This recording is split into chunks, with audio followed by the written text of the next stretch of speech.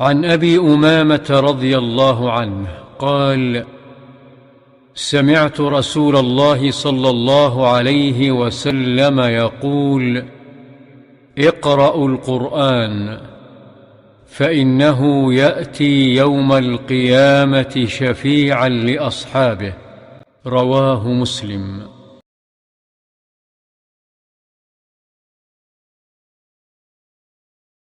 عن أبي أمامة رضي الله عنه قال: سمعت رسول الله صلى الله عليه وسلم يقول: اقرأوا القرآن فإنه يأتي يوم القيامة شفيعا لأصحابه. رواه مسلم.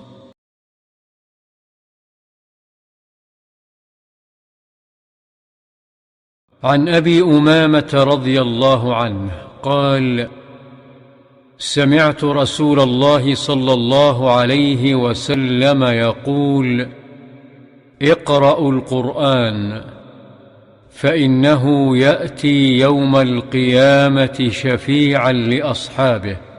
رواه مسلم.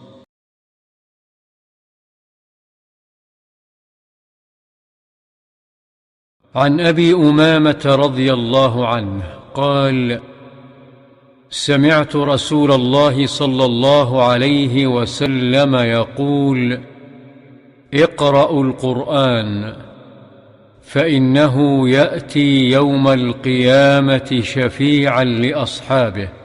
رواه مسلم.